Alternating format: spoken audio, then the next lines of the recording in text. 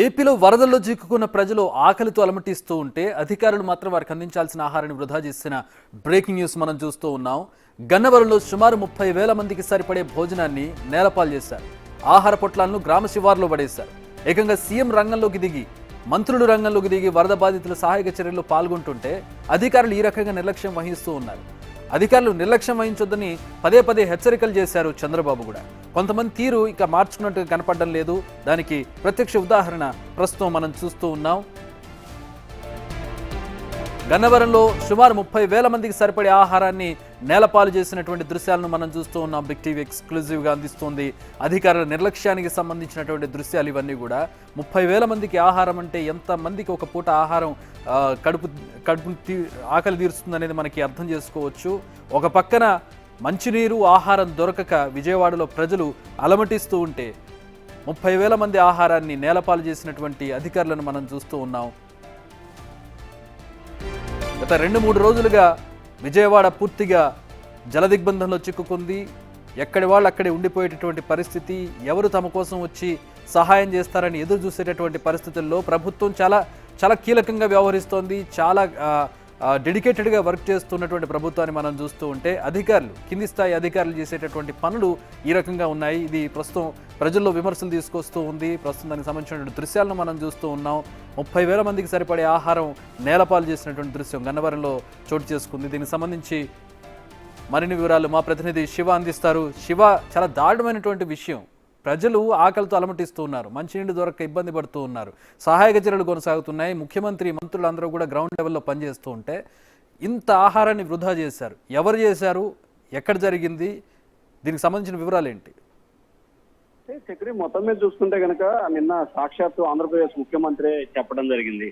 కొంతమంది గత ప్రభుత్వంలో కీలకంగా వ్యవహరించిన ఐఏఎస్, ఐపీఎస్ అధికారులు పూర్తి స్థాయిలో ఒకవైపు వరద సహాయం జరుగుతున్న సమయంలో కావాలనే ప్రజలను ఇబ్బందులు పాల్చేయాలని చెప్పి చూస్తా ఉన్నారని చెప్పి కూడా చంద్రబాబు అసహనం, ఆగ్రహం వ్యక్తం చేసిన పరిస్థితి కనిపించింది.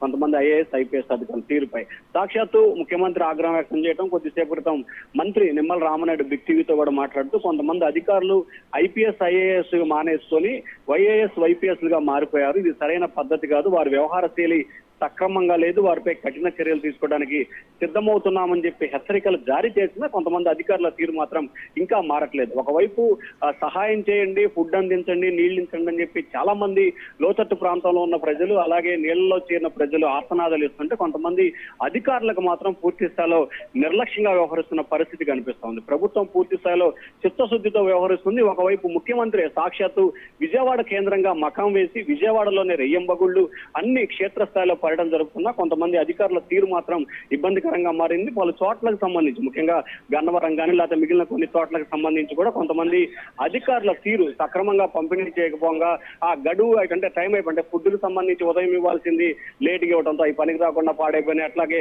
మధ్యాహ్నం ఇవ్వాల్సింది సాయంకాలం, ఇట్లా రకరకాల కారణాలతో వాటంతా కూడా వేస్ట్ చేసినట్లు కూడా తెలుస్తుంది. ఎందుకంటే శివ, సరే అంటే వండిన పదార్థాలు పడేయడం అంటే ఒక రకం, అక్కడ వరిపిండి రెడీ టు కుక్ అది పాడవదు.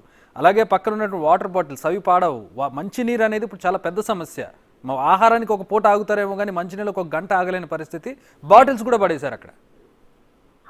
ప్రధానంగా కొంతమంది అధికారుల తీరు అంటే పంపిణీ చేశాము అని చెప్పుకునే ప్రయత్నంలో భాగంగానే ఇది జరిగినట్లు కూడా కొంతమంది అధికారులు అయితే భావిస్తున్న పరిస్థితి కనిపిస్తుంది. ఎందుకంటే మీరు అన్నట్లు ఖచ్చితంగా ఫుడ్ అయితే పాడైపోతుంది, కానీ మంచినీళ్లు మాత్రం ఎట్టి పరిస్థితుల్లో కూడా పాడైపోయే పరిస్థితి లేదు. కానీ ఎందుకు ఈ రకంగా వాళ్ళు వ్యవహరించారు, ఎందుకు ఈ రకంగా చేశారు అనే దానికి సంబంధించి కూడా ప్రభుత్వం పూర్తి స్థాయిలో కూడా వివరాలు అయితే సేకరించే ప్రయత్నం చేస్తా ఉంది. ఎందుకు ఇలా చేశారు, ఎవరు చేశారు, ఎవరు దానికి సంబంధించిన ఇన్ఛార్జ్ ఎవరనే దానికి సంబంధించి కూడా పోలీసులు లోతుగా దర్యాప్తు చేసే అవకాశాలు అయితే కనిపిస్తా ఉన్నాయి. Chakri, alright, thanks for the update Shiva.